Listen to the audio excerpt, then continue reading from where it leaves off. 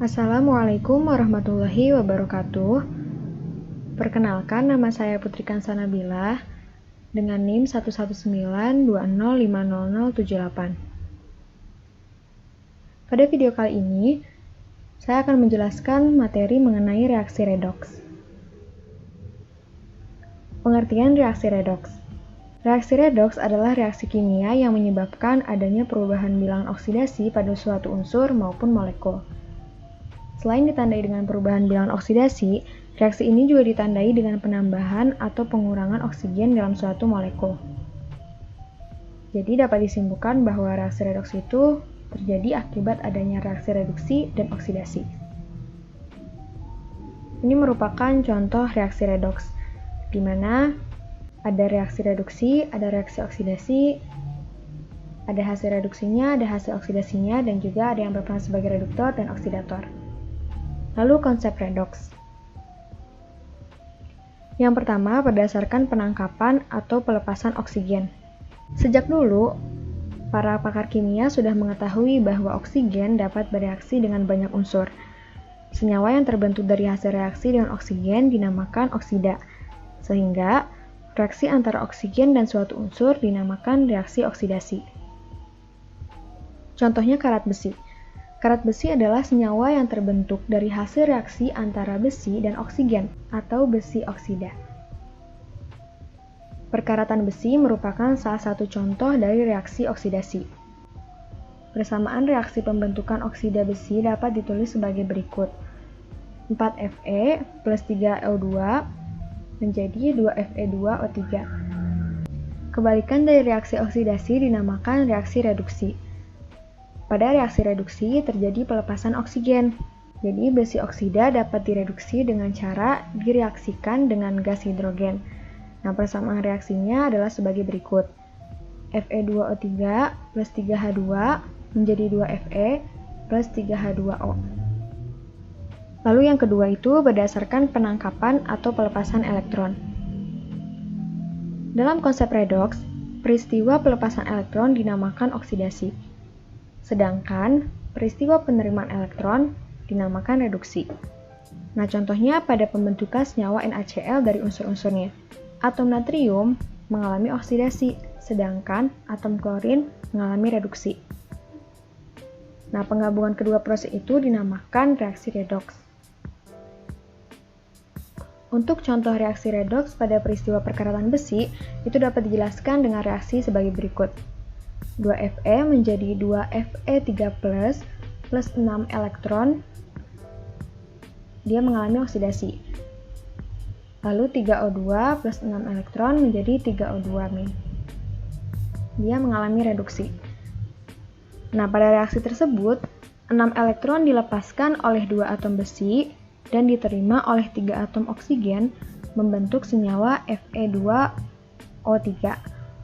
Oleh karena itu, peristiwa oksidasi selalu disertai dengan peristiwa reduksi. Nah, jadi pada setiap persamaan reaksi, massa dan muatan itu harus setara antara ruas kanan dan juga ruas kiri. Lalu yang ketiga, berdasarkan perubahan biloks atau bilangan oksidasi. Bilangan oksidasi itu adalah suatu bilangan yang menunjukkan ukuran kemampuan suatu atom untuk melepas atau menangkap elektron dalam pembentukan suatu senyawa. Jadi nilai bilangan oksidasi ini menunjukkan banyaknya elektron yang dilepas atau ditangkap, sehingga bilangan oksidasi dapat bertanda positif maupun negatif. Bilangan oksidasi sendiri memiliki aturan. Jadi aturan untuk menentukan biloks itu diantaranya. Lalu oksidator dan reduktor. Oksidator adalah zat yang menyebabkan zat lain mengalami reaksi oksidasi, sedangkan dirinya itu mengalami reaksi reduksi. Kalau reduktor itu adalah zat yang menyebabkan zat lain mengalami reaksi reduksi, sedangkan dirinya mengalami reaksi oksidasi. Ini contohnya. Mn itu awalnya bilangan biloksnya plus 7, lalu menjadi plus 2, berarti dia akan mengalami penurunan nilai biloks kan? Berarti dia mengalami reduksi. Begitu pula dengan Cl. Cl awalnya -1, lalu dia menjadi 0, berarti dia mengalami kenaikan bilox. Dari -1 menjadi 0, berarti dia mengalami oksidasi. Lalu cara penyetaraan reaksi redoks dengan cara perubahan bilangan oksidasi. Yang pertama, samakan dulu jumlah atom yang bilangan oksidasinya berubah dengan menambahkan koefisien. Lalu tentukan bilangan oksidasinya atau biloxnya. Cu, dia kan unsur bebas, berarti nilainya 0. Nah, di sini dia ada muatannya, berarti 2+, berarti nilai biloxnya +2. Berarti dari 0 menjadi +2, dia mengalami oksidasi. NO3-. O, dia memiliki nilai oksidasi -2. -2 dikali 3 itu sama dengan -6. Jadi kita harus menentukan berapa nilai N agar hasilnya -1, berarti +5. Berarti nilai N itu adalah +5. Di sini O-nya -2, berarti N-nya +2. Berarti N ini mengalami penurunan bilox dari +5 menjadi +2. Berarti turun 3. Lalu tentukan naik turun bilox dan samakan. Yang tadi sudah dijelaskan, Cu mengalami kenaikan bilox, sedangkan N mengalami penurunan bilox. Lalu samakan jumlah muatan dengan menambahkan H+. Terakhir, samakan jumlah H dengan menambahkan H2O secukupnya. Contoh soal dan pembahasan. Nomor 1. Tentukanlah reaksi oksidasi, reaksi reduksi, oksidator, reduktor pada reaksi berikut. 2Na plus Cl2 menjadi 2NaCl. Reaksi oksidasinya 2Na menjadi 2Na plus 2 elektron. Reaksi reduksinya Cl2 plus 2 elektron menjadi 2 Cl mid. Yang berperan sebagai oksidator Cl2. Yang berperan sebagai reduktor itu Na. Lalu nomor 2, tentukanlah reaksi di bawah ini apakah tergolong reaksi redoks atau bukan redoks. Yang pertama, 2NaOH plus H2SO4 menjadi Na2SO4 plus 2H2O. Yang kedua, 2Fe plus 6HCl menjadi 2FeCl3 plus 3H2. Yang ketiga, I2 plus H2S menjadi 2Hi plus S.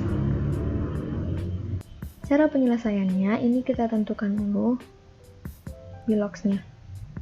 Jadi, reaksi 1 itu bukan reaksi redoks karena tidak ada penurunan atau penambahan bilangan oksidasi. Lalu reaksi 2 itu merupakan reaksi redoks karena ada pertambahan dan penurunan bilox. Unsur yang mengalami pertambahan bilox itu yaitu Fe. Awalnya dia nilainya 0 menjadi +3. Dan unsur yang mengalami penurunan bilox itu adalah H, dari +1 menjadi 0. Untuk reaksi 3, itu merupakan reaksi redoks juga karena ada pertambahan dan penurunan bilox. Unsur I dari 0 menjadi -1, berarti dia mengalami penurunan bilox. S dari -2 menjadi 0, berarti dia mengalami kenaikan bilangan oksidasi. Terima kasih. Wabillahi taufiq wal hidayah. Wassalamualaikum warahmatullahi wabarakatuh.